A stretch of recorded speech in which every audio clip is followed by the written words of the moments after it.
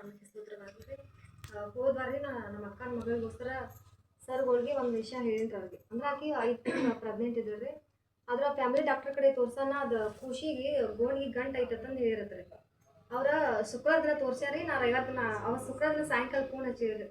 ಇಲ್ಲ ಮತ್ತು ನಿಮ್ಮ ಸರ್ಗಳು ಸ್ವಲ್ಪ ಹೇಳು ಮತ್ತು ಹಿಂಗಾಗಿ ಸಮಸ್ಯೆ ಮತ್ತು ಅದಂತ ಹೇಳಕತ್ತಲ್ಲ. ಅವ್ರನ್ನ ರವಿವಾರ ದಿನ ಸರ್ಗಳು ಒಂದ ಮಾತಾಡಿದ್ರಿ. ಸರ್ ನಮ್ಮ ಅಕ್ಕ ಮಗನ ಪ್ರೆಗ್ನೆಂಟ್ ಆರಿ, ಖುಷಿಗೆ ಗಂಟು ಐತಿ ಅತಂದು ಹೇಳ್ಯಾರ ಸರ್, ನೀವು ಸ್ವಲ್ಪ ಪ್ರೇಯರ್ ಮಾಡಿರಿ ಅಂತಂದು ಹೇಳ್ರಿ. ಅವ್ರ ಸರ್ಗಳು ಹೇಳಿ ನಂಗೆ ರಿಪೋರ್ಟ್ ವಾಟ್ಸಪ್ಗೆ ಹಾಕತ್ತಂತ್ರಿ ಅವ್ರು. ಅಂದ್ರೆ ರವಿವಾರ ದಿನ ಅದು ಸೋಮವಾರ ದಿನ ರಿಪೋರ್ಟ್ ಬರೋದ್ರಿ ಅಂತ ಸರ್ಗಳು ನಾ ರವಿವಾರ ದಿನ ರಿಪೋರ್ಟ್ ಅದು ವಾಟ್ಸಪ್ ಹಾಕಕ್ಕೆ ಹೇಳಿದ್ರಿ ಅವ್ರಿಗೆ ರೀ. ಅಂತ ಹಾಕಿರಿ. ಅದು ಶುಕ್ರವಾರ ದಿನ ಹೋಗಿದ್ರಿ ಅದು ಬೆಂಗಳೂರು ರಿಪೋರ್ಟ್ ರೀ. ಅಂದ್ರೆ ಅಲ್ಲಿಂದ ಚೆಕ್ ಆಗಿ ಬರ್ತೈತಿ. ಅದು ಬಂದ ನಂತರ ಅದು ಅಬೋರ್ಷನ್ ಮಾಡೋದ ಬಿಡೋದ ಆಮೇಲೆ ಹೇಳ್ತದೆ ಅಂತ ಹೇಳಿದ್ರಿ ಡಾಕ್ಟರ್ ಅವರು.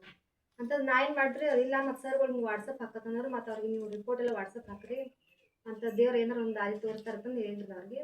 ಅನ್ನಕತ್ತ ನಮ್ಮ ಹುಡುಗಿ ಏನು ಮಾಡ್ತೀರಿ, ಸರ್ಗಳು ರವಿವಾರ ದಿನ ರಿಪೋರ್ಟ್ ವಾಟ್ಸಪ್ ಹಾಕಿರ್ಬೇಕ್ರಿ. ಆ ಸೋಮವಾರ ದಿನ ಬರೋದೈತೆ ರಿಪೋರ್ಟ್ ರೀ. ಆದ್ರೆ ಅದು ಮಂಗಳವಾರ ದಿನ ಬರ್ತಾರೆ. ಆದ್ರೂ ರಿಪೋರ್ಟ್ ಎಲ್ಲ ನಾರ್ಮಲ್ ಬರುವಂಗೆ ದೇವ್ರು ಅದ್ಭುತ ಕಾರ್ಯ ಮಾಡಿ ದೇವ್ರಿಗೆ ಸ್ತೋತ್ರ. ಓಕೆ, ನಾನು ಆ ವಿಷಯಕ್ಕೆ ಏನು ಪ್ರೇಯರ್ ಮಾಡಿದೆ ಅಂತಂದರೆ ಅವ್ರ ರಿಪೋರ್ಟ್ ನನಗೆ ಕಳಿಸಿದ್ರು.